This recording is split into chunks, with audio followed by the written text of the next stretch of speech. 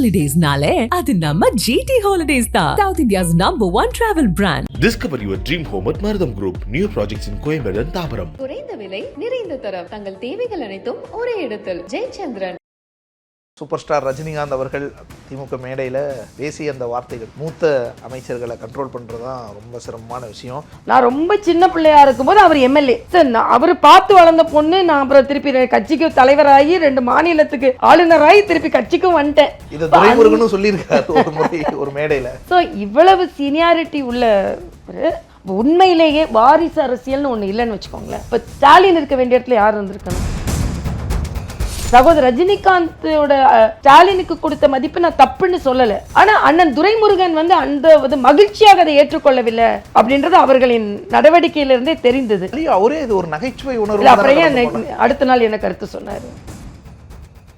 இளைஞர்களுக்கு வழி விடுங்க அப்படின்றத. இளைஞர்களுக்கு வழி விடுங்கன்னா அப்ப என்ன உதயநிதிக்கு வழி விடணுமா? அது மாதிரி தான் எடுத்துக்கணுமா? அதைத்தான் நாங்க சொல்றோம். இப்போ நாமளே திமுக கூட கொஞ்சம் நெருங்கிட்டு இருக்கோன்னு ஒரு வாதம் வருது. கூட்டணிக்கு தேவையில்லை, மத்தியில் நாங்கள் ஆட்சி அமைச்சிட்டோம், நீங்கள் இந்திய கூட்டணியில் 40 பேர் இங்கேருந்து போய் எதிர்த்துட்டு தான் இருக்கீங்க. ஆக அப்படி இருக்கும் பொழுது இன்னைக்கு இம்மீடியட்டாக ஒன்றும் அரசியலில் கூட்டணிக்கு வாய்ப்பு வேணுன்றதுக்காக வர்றதுக்குள்ள வாய்ப்பு இல்லை. ஒருவேளை நிதிஷ்குமார் சந்திரபாபு நாயுடு ஏதாவது பிரச்சனை கிளப்பினாங்கன்னா நம்ம ஏதாவதுன்னா இப்ஸ் அண்ட் பட்ஸில் போய்கிட்டே இருக்கலாம். இப்போ இல்லை. ஆனால் இன்னொரு பக்கம் கூட்டணி ஒருவேளை சேர்ந்துருவாங்களோன்ற ஒரு எண்ணமும் வருது இல்லை? யாருக்கு பல பத்திரிகையாளர், அதாவது அண்ணன் செல்வ பெருந்தகை சொல்றாரு, கவலைப்பட்டா நாங்க தாங்க கவலைப்படணும், நாங்களே கவலைப்படல. இன்னொரு பக்கம் விஜய் கொடி அறிமுகப்படுத்திட்டாருங்க. அந்த கொடி குறித்து முதல்ல உங்களுடைய பார்வையை சொல்லுங்க. பார்வை மங்களகரமா இருக்கு. உங்களுக்கு பிடிச்சிருக்கு? மங்களகரமா இருக்கு. மங்களகரமா இருந்தா எனக்கு பிடிக்கும். ரைட். ஆக மறுபடியும் வாரிசு அரசியல் இளைஞர்னா உதயநிதி தான் இல்லாம உதயநிதி பரவாயில்ல, இன்னொரு இளைஞர் விஜய் வராருன்றதுல எனக்கு மகிழ்ச்சி. மரியாதைக்குரிய புரட்சி தலைவர் எம்ஜிஆர் என்டிஆர் ராமராவும் சக்சஸ்ஃபுல்லானாங்க. அதே இது தெலுங்கானால பவன் கல்யாண் கூட இன்னைக்கு கூட்டணியில தான் வெற்றி பெற்றிருக்கிறார். துணை முதலமைச்சர். ஆமா, அது கூட்டணி வைத்ததனால் துணை முதலமைச்சர். விஜய்க்கும் அதை நான் சொல்றேன். ஓகே, கூட்டணிக்கு வந்துட்டீங்க. கூட்டணி நாம் தமிழரோட இருக்கும் போலயே. அது அவங்ககிட்ட தான்ப்பா கேட்கணும். இல்ல அப்படி இருந்துச்சுன்னா அது உங்களுக்கு தானே காம்படிஷன். எங்களுக்கு ஒன்றும் காம்படிஷன் இல்லை, அது திராவிட முன்னேற்ற கழகத்துக்கு தான் காம்படிஷன். எங்களுக்கு ஒன்றும் காம்படிஷன் இல்லை. ஏன்னா அவங்களை எதிர்வோட்டு இப்போ உதயநிதியை வச்சு அவங்க இளைஞர்கள் ஓட்டை எடுத்துக்கொள்ளலாம்னு நினைக்கும் போது அது உதயநிதிக்கு போகிறதுக்கு பதிலாக விஜய்க்கு போகிறதுக்கு வாய்ப்பு இருக்கிறது. நாமளும் அண்ணாமலையை வச்சு இளைஞர்கள் ஓட்டை வெல்றது. அண்ணா எம்ஜிஆரை முன்னிறுத்துறார் விஜய். அவருடைய அந்த பாடல்கள்லையும் பார்க்க முடியுது. அண்ணா எம்ஜிஆர் 3 எழுத்து இந்த மாதிரியான விஷயங்களை எல்லாம் முன்வைக்கிறார். அப்போ அவருடைய கொள்கையை என்னவா புரிஞ்சுக்கலாம்? 3 எழுத்து விட தலையெழுத்து நல்லா இருக்கணும், அதுதான் முக்கியம். பல 3 எழுத்துக்கள் சில 3 எழுத்துக்கள் வெற்றி பெற்று இருக்கிறது, சில 3 எழுத்துக்கள் தோல்வி அடைந்திருக்கிறது. பாஜகவும் 3 எழுத்து தான். எந்த 3 எழுத்து அவர் முன்னெடுக்கிறார்? ஆமா ஆமா. அந்த துரைமுருகன் அவர்களை குறிப்பிட்டிருந்தீங்க நேற்று செய்தியாளர் சந்திப்புலையும். சூப்பர் ஸ்டார் ரஜினிகாந்த் அவர்கள் திமுக மேடையில் பேசிய அந்த வார்த்தைகள் மூத்த அமைச்சர்களை கண்ட்ரோல் பண்ணுறது தான் ரொம்ப சிரமமான விஷயம். ஆனால் அதை முதல்வர் சிறப்பாக செஞ்சிட்ருக்காரு. துரைமுருகன் பேரையும் சொல்லியிருந்தார். அந்த கருத்து குறித்து உங்களுடைய பார்வை? இல்லை, அது இப்போ அது இன்னொரு கட்சியோட விழாவாக இருந்தாலும் நாம் அண்ணன் துரைமுருகன் அவரை ரொம்ப சின்ன பெண்ணிலேருந்து பார்த்துக்கிட்டு இருக்கிறவள் என்ற வகையில் அவரோட சீனியாரிட்டியை நான் மதிக்கிறேன். உதாரணத்திற்கு இப்போ ஓமந்தூரார் கட்டடம் இருக்குது இல்லையா, நம்ம மருத்துவமனை, அதுதான் பழைய எம்எல்ஏ ஹாஸ்டல் வளாகம். அந்த வளாகத்தில் எங்கள் வீடு, தங்கப்பாண்டியன், தமிழ் தங்கப்பாண்டியன் அப்பா அவங்க வீடு, அண்ணன் தம்பிதுரை அவர்கள் வீடு, அண்ணன் துரைமுருகன் வீடு, பரிதி இளம்பெழுதி வீடு, அண்ணன் ரகுமான் கான் வீடு, இவங்க எல்லாரும் ஒன்றா தான் இருந்தோம். அதனால் எல்லா வீட்டு பிள்ளைங்களும் கூட போய் கதிரானந்தெல்லாம் நாங்கள் என் தம்பி கூட விளையாடுவாங்க, என் கூடலாம் விளையாடி இருக்காங்க எல்லாம். ஆக நாங்கள்லாம் ஒன்றா வளர்ந்தவங்க தான். அப்போ நான் ரொம்ப சின்ன பிள்ளையாக இருக்கும்போது அவர் எம்எல்ஏ சார், அவர் பார்த்து வளர்ந்த பொண்ணு. நான் அப்புறம் திருப்பி கட்சிக்கு தலைவராகி 2 மாநிலத்துக்கு ஆளுநராகி திருப்பி கட்சிக்கும் வந்துட்டேன். இது துரைமுருகனும் சொல்லியிருக்காரு ஒரு மேடையில். ஸோ இவ்வளவு சீனியாரிட்டி உள்ள உண்மையிலேயே வாரிசு அரசியல்னு ஒன்று இல்லைன்னு வச்சுக்கோங்களேன். இப்போ ஸ்டாலின் இருக்க வேண்டிய இடத்துல யார் இருந்திருக்கணும் இல்லையா? ஸோ நான் அது இவர் தான் இருக்கணும்னு நான் சொல்லலை. அந்த இல்லை அப்போ அந்த திறமையில் இருக்கும் பொழுது சகோதரர் ரஜினிகாந்தோட ஸ்டாலினுக்கு கொடுத்த மதிப்பு நான் தப்புன்னு சொல்லலை. ஆனால் அண்ணன் துரைமுருகன் வந்து அந்த மகிழ்ச்சியாக அதை ஏற்றுக்கொள்ளவில்லை அப்படின்றது அவர்களின் நடவடிக்கையிலிருந்தே தெரிந்தது. அப்புறம் நான் என்ன சொன்னேன்னா, இப்போ திருப்பி சரி ஸ்டாலின் அவரை நிர்வகிக்கிறாருன்னு சொல்லிட்டு அப்புறம் திருப்பி தம்பி உதயநிதி வந்து பண்ணும்போது இதுதான் வாரிசு அரசியலின் தாக்கம் ஒரு அரசியலில். கட்சியில் கடுமையாக உழைப்பு. எங்கள் கட்சியில் நாங்கள் பெருமையாக சொல்லுவோம், யாருக்கு வேணுமானாலும் வாய்ப்பு வரும். வெங்கையா நாயுடு என்ன சொல்வார் தெரியுமா, நான் வந்து கரிக்கட்டையை வச்சு செவரில் எழுதிட்டு இருப்பேன், அத்வானி வருகிறார், வாஜ்பாய் வருகிறார், இந்த இடத்தில் பேசுகிறார். கரிக்கட்டையை வைத்து எழுதி கொண்டிருந்த ஒரு நபர் அகில பாரத தலைவராக முடியும் என்ற நம்பிக்கை என் கட்சி எங்களுக்கு ஏற்படுத்தி தந்திருக்கிறது.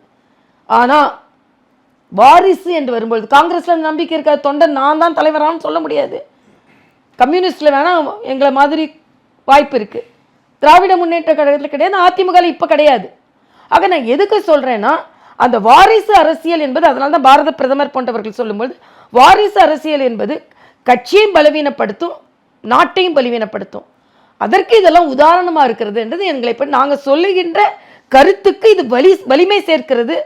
அண்ணன் துரைமுருகன் போன்றவர்களுக்கு வலியை சேர்க்கிறது என்பதை நான் தெரிவித்துக் கொள்கிறேன். வலி அவரே இது ஒரு நகைச்சுவை உணர்வு. அப்புறம் அடுத்த நாள் என்ன கருத்து சொன்னார், விஐடி மேடையில் எதை மாதிரி கருத்து சொன்னார். இப்போ அவர் மறுபடியும் எப்படி கட்டாயப்படுத்தி அண்ணன் ஸ்டாலினுக்கு அடியில் நடவடிக்கையில் ஈடுபட வைக்கப்பட்டிருக்கிறாரோ அதே மாதிரி கட்டாயப்படுத்தி கருத்தை சொல்ல வைக்கப்பட்டிருக்கிறார் தான் எனது கருத்து. அப்படியெல்லாம் யாரும் கட்டாயப்படுத்த முடியாது, எல்லாரும் ஒரு சில. நான் ஏன் கேட்குறேன், அடுத்த நாள் சகோதரர் ரஜினிகாந்த் கமெண்ட் பண்றாரா இல்லையா? எஸ், அது ரஜினிகாந்த்னு சொல்ல முடியாது, ஒரு பொதுவா மூத்த நடிகர் யார் அன்னைக்கு சொன்னா, நானும் அவருன்னு சொல்லலை, பட் யார் அவரை பத்தி வருத்தம் இருக்க தானே செய்யும். அந்த வருத்தத்தை இவங்க சொல்லவே கூடாதுன்னு இல்லையா? சார், சூப்பர் ஸ்டார் ரஜினிகாந்த் ஏன் இதை சொல்லணும்? ஒரு மேடையில் அவர் புத்தகத்தை பத்தி பேசியிருக்கலாம், கலைஞர் அது அவர் ஏன் அப்படி பேசுறாரு நான் அது கருத்து சொல்ல விரும்பல. அவர் சொன்ன கருத்து ஒரு புயலை கிளப்பியது என்பது உண்மை. அது புயல் தான் என்னை பொறுத்த மட்டும் புயல். அவங்க இதில் அது மையம் கொண்டு அப்புறம் புயல் வந்து கரையை கடந்து வீக்காகி போக வைத்து விட்டார் ஸ்டாலின்.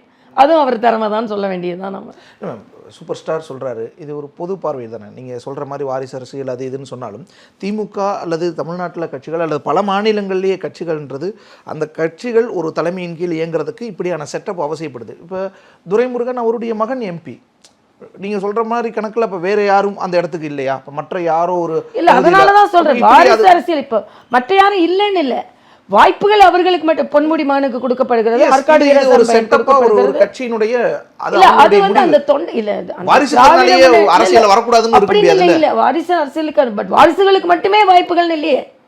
விழுப்புரத்துல வேற யாரும் இல்லையா உங்களுக்கு? வேலூர்ல வேற யாரும் இல்லையா?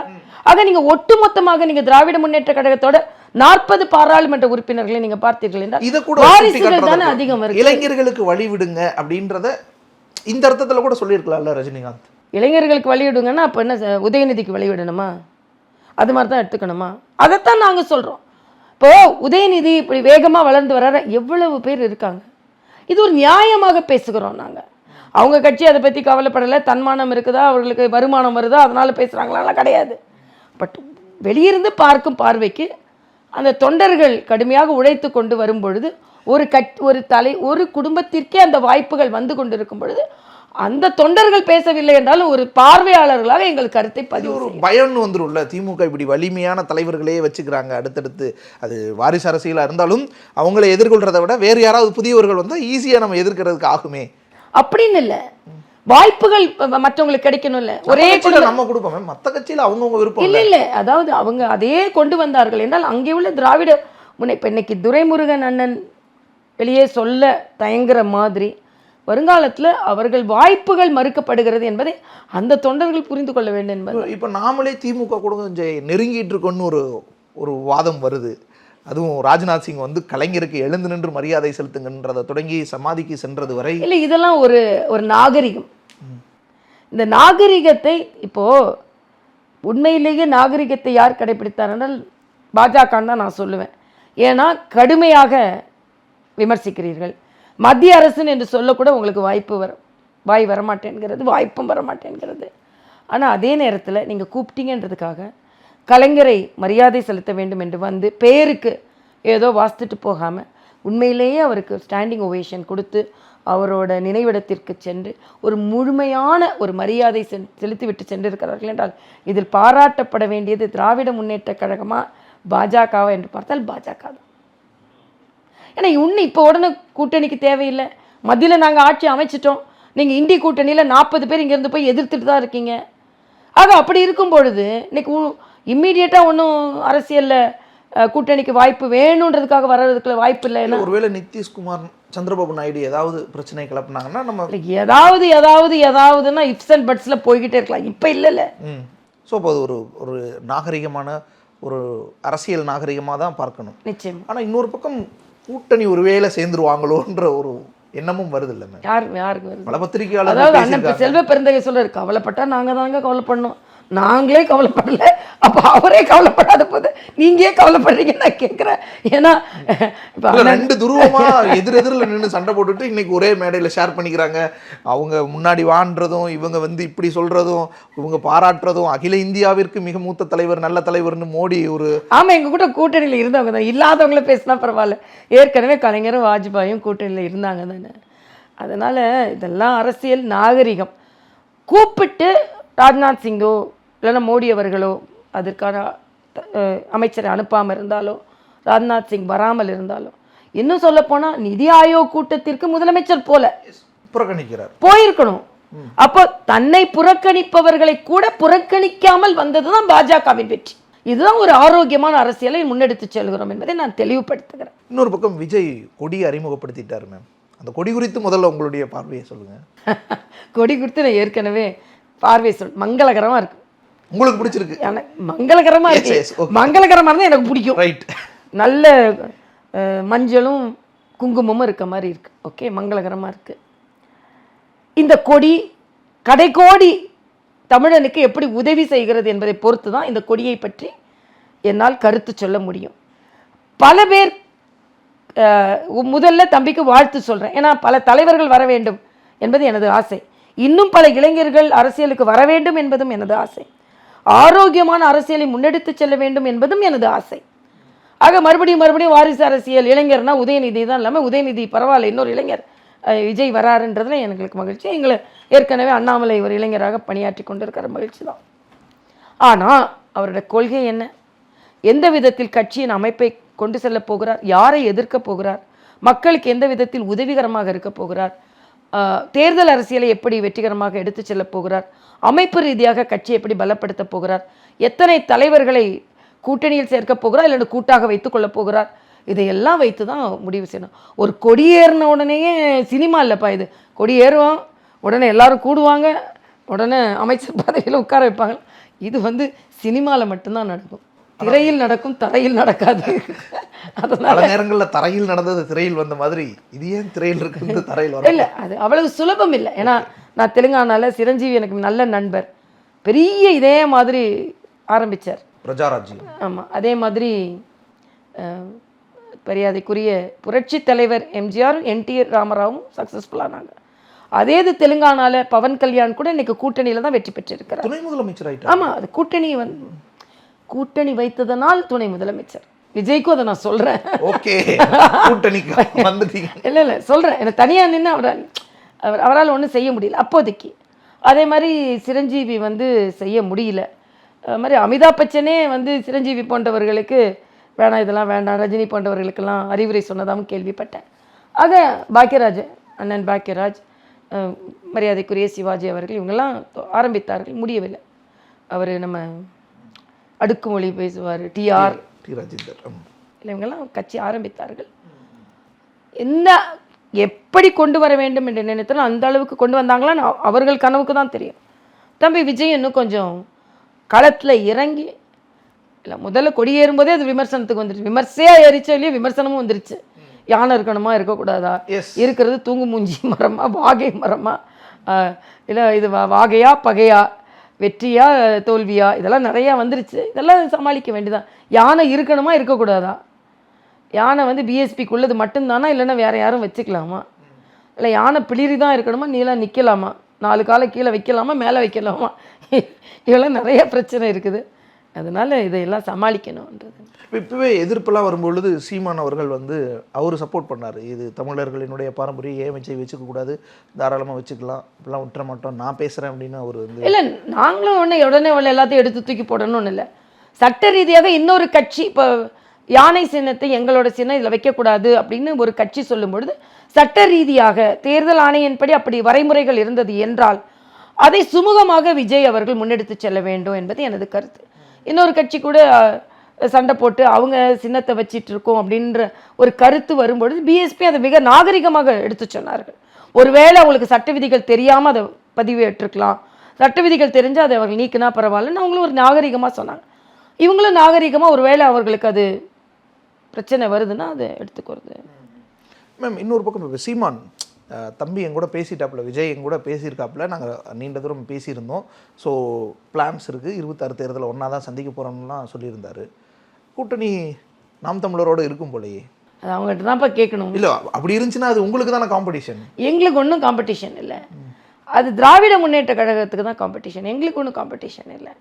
ஏன்னா அவங்களை எதிர் ஓட்டு வந்து இளைஞர்கள் ஓட்டு, இப்போ உதயநிதியை வச்சு அவங்க இளைஞர்கள் ஓட்டை எடுத்துக்கொள்ளலான்னு நினைக்கும் போது அது உதயநிதிக்கு போகிறதுக்கு பதிலாக விஜய்க்கு போகிறதுக்கு வாய்ப்பு இருக்கிறது. அதனால் என்னை பொறுத்த மட்டும் விஜய் வந்து கட்சி ஆரம்பிப்பது திராவிட முன்னேற்ற கழகத்திற்கு தான் பாதகமாக இருக்கும்ன்றது எனது அரசியல் நோக்கம்.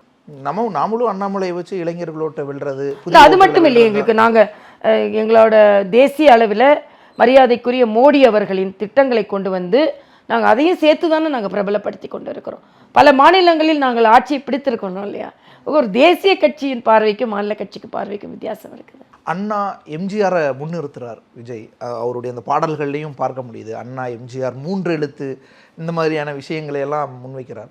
அப்போது அவருடைய கொள்கையை என்னவா புரிஞ்சுக்கலாம்? 3 எழுத்து விட தலையெழுத்து நல்லா இருக்கணும், அதுதான் முக்கியம். பல 3 எழுத்துக்கள் வந்து சில 3 எழுத்துக்கள் வெற்றி பெற்று இருக்கிறது, சில 3 எழுத்துக்கள் தோல்வி அடைந்திருக்கிறது. அடுத்த பாஜகவும் 3 எழுத்து தான். எந்த 3 எழுத்து அவர் முன்னெடுக்கிறார்? ஆமா ஆமா, நான் அதே திராவிட கட்சி எங்க கூட கூட்டணி வச்சிருந்தாங்க இல்லையா. அதனால எந்த 3 எழுத்து தலையெழுத்தை எந்த கட்சி மாற்றப் போகிறதோ அந்த 3 எழுத்து தான். நாங்கள் இந்தியாவின் தலையெழுத்தை மாற்றி காண்பித்திருக்கிறோம். அதனால நான் தான் சொல்றேன், தம்பி விஜய் இன்னும் கொள்கை ரீதியாக, அமைப்பு ரீதியாக, செயல் ரீதியாக வரட்டும், அதுக்கப்புறம் நம்ம சொல்லலாம். இப்போ நம்ம முதல்வர் அவர்கள் வெளிநாடு பயணம் சென்றிருக்கிறார் மேம். முதலீடுகளை நிறைய ஈர்த்திருக்கிறதா சொன்னாங்க. இப்போ சமீபத்தில் கூட நிறைய கம்பெனிஸை வந்து துவக்கி வைக்கிற இதெல்லாம் பார்க்க முடிஞ்சு. ஸோ இது இந்த பயணம் குறித்து உங்களுடைய பார்வை, இது தமிழ்நாட்டுக்கு ஆக்க இல்லை, தமிழ்நாட்டுக்கு முதலீடுகள் வந்தால் நம்மை விட மகிழ்ச்சி அடையக்கூடியவர்கள் யாரும் இல்லை. ஆனால் அவர்கள் எத்தனை நாடுகளுக்கு சென்றார்கள், எத்தனை எம்ஓஇ சைன் பண்ணியிருக்காங்க, எவ்வளவு எதிர்பார்த்தார்கள், எவ்வளவு வந்திருக்கிறது என்பதை எதிர்க்கட்சிகள் வெள்ளை அறிக்கை கேட்கிறார்கள். அது இன்னும் கொடுக்கலையே அவங்க இல்லையா. இப்போ அடிக்கல் நாட்டுறோம் அப்படின்னு சொல்கிறதோடு முடிந்துவிட போவதில்லை. ஆக முற்றிலுமாக எவ்வளோ பேருக்கு வேலைவாய்ப்பு கொடுக்கப்பட்டிருக்கிறது, எவ்வளவு முதலீடுகள் வரப்போகிறது, எவ்வளவு முதலீடுகள் வந்திருக்கிறது, இன்னும் எவ்வளவு முதலீடுகள் ஈர்க்கப் போகிறோம், இவையெல்லாம் நிறைய விஷயங்கள் இருக்கு. வெள்ளை அறிக்கை தான். ஆமாம், அதுதான் வேண்டும். இல்லை, உண்மையான அறிக்கை வேணும், அதுதான் வெள்ளை அறிக்கை நம்ம சொல்கிறோம். விஜயதரணி அவர்கள் காங்கிரஸில் தன்னுடைய எம்எல்ஏ பதவியை துறந்துட்டு வந்திருந்தாங்க, பாஜகவில் இணைஞ்சிருந்தாங்க. காங்கிரஸில் பெண்களுக்கு முக்கியத்துவம் கொடுக்கப்படுறதில்லை அப்படிங்கிற நிறைய குற்றச்சாட்டுகளை முன் வச்சுருந்தாங்க. இப்போ பாரதிய ஜனதாவில் மேடையில் பேசும்பொழுது, நான் வந்து 6 மாதம் ஆச்சு, நான் எதிர்பார்ப்புலாம் இல்லாமல் வரலை, எதிர்பார்ப்போடு தான் வந்திருக்கேன், பதவி இருந்தால் தான் வேலை செய்ய முடியுன்ற விஷயங்கள் எல்லாம். இல்லை, மாற்றுக் கட்சியிலிருந்து வந்தவங்க எல்லாருக்குமே எங்கள் கட்சி அங்கீகாரம் கொடுத்திருக்கிறது, நிர்வாகத்திலும் கொடுத்திருக்கிறார்கள், போட்டியிடுவதற்கு வாய்ப்புகளும் கொடுக்கப்பட்டிருக்கிறது. அதனால் சகோதரி விஜயதரணி நம்பிக்கையோடு இருக்க வேண்டும். இப்போது என்னென்னா, இந்த 31ஆம் தேதியை விட எங்கள் உறுப்பினர்கள் பழைய பதவிகள் எல்லாமே காலாவதி ஆகிவிடுகிறது, உறுப்பினரும் காலாவதி ஆகிவிடுகிறது. செப்டம்பர் 1ஆம் தேதி தான் மரியாதைக்குரிய பாரத பிரதமர் அவர்களே புதிய உறுப்பினராக சேர்கிறார்கள். ஆக புதிய அமைப்பு எங்களுக்கு செப்டம்பர் 1ஆம் தேதியிலிருந்து தான் வர ஆரம்பிக்கும். அதில் விஜயதரணி அவர்களுக்கெல்லாம் வாய்ப்பு இருக்கலாம். இப்போ வந்து கடைநிலை நிறைவு செய்கின்ற நேரத்தில் அமைப்பு ரீதியாக எந்த அறிவிப்பு இப்போ நாங்கள் கொடுக்கறது இல்லை. அதனால் அவருக்கு இப்போ வாய்ப்பு இல்லை. நிச்சயமாக அவர் நம்பிக்கையோடு காத்திருக்கலாம். இப்போ எங்களை போன்றவர்களெல்லாம் வந்து நான் காங்கிரஸில் சேர்ந்துருந்தா பின்புலம்னு சொல்லலாம். பாஜகவில் எந்த பின்புலமும் இல்லாமல் சேர்ந்து இன்னைக்கு இவ்வளோ உயரத்தில் வந்திருக்கோன்னா பெண்களுக்கு மரியாதை கொடுக்கின்ற கட்சி என்பதில் எந்த மாற்று கருத்தும் இல்லை. விஜயதரணி நம்பிக்கையோடு காத்திருக்கலாம். இன்னொரு பக்கம் விஜயதரணி சொல்கிறாங்க ராகுல் காந்தி சொல்லி தான் விஜயே கட்சியெல்லாம் துவங்கியிருக்கு. இல்லை, அது எனக்கு தெரியலப்பா. நான் கூட படித்தேன். அது விஜயதரணிகிட்ட நீங்கள் கேட்டுட்டா சரி, இல்லைன்னா விஜய்கிட்ட கேட்டுட்டா சரி. Okay, right. விஜயதரணி இல்லைன்னா விஜய், 2 விஜய்கிட்ட கேட்டவங்க, எனக்கு தெரியல. ஓகே மேம், இப்போ இங்கே கண்டிப்பாக பதவி இருக்குது, பொறுப்பு இருக்குது அப்படின்னு சொல்லியிருந்தீங்க. ஆனால் ஒரு பாஜகவினுடைய மேடையில் அப்படியே பேசும்பொழுது, தலைவரை வச்சுக்கிட்டே பேசும்பொழுது, இப்போ அது ஒரு கண்டன குரலாகவும் தானே பார்க்கப்படும். அவங்க எதுவும் செய்யலைன்றது ஓப்பனாக அவங்களே சொல்கிறாங்க. கண்டன குரல்ல கோரிக்கை குரலாக தான் அது பார்க்கப்படுகிறது. தனியாக வச்சா இல்லை, அது வந்து அவங்க இப்போ தானே கட்சிக்குள்ளே வந்திருக்கிறாங்க. கட்சியின் விதிமுறைகள் இந்த மாதிரி பாரதிய ஜனதா கட்சியில் இப்படி வெளிப்படையாக ரொம்ப பேசுறது இல்லை. அவங்க புதிதாக வந்திருக்கிறாங்க, அதனால் அவங்க ஆதங்கத்தை வெளிப்படுத்தி இருக்கிறார். ஒரு சகோதரி என்ற முறையில் தான் நாங்கள் அதை ஏற்றுக்கொள்கிறோம் என்பது தான் எனது கருத்து. மேம், விஜயதரணி இப்போ காங்கிரஸ்லேருந்து இங்கே வர்றது அந்த டைமில் பார்த்தீங்கன்னா காங்கிரஸ் தலைவராக செல்வ பெருந்தகை நியமிக்கப்படுறாங்க.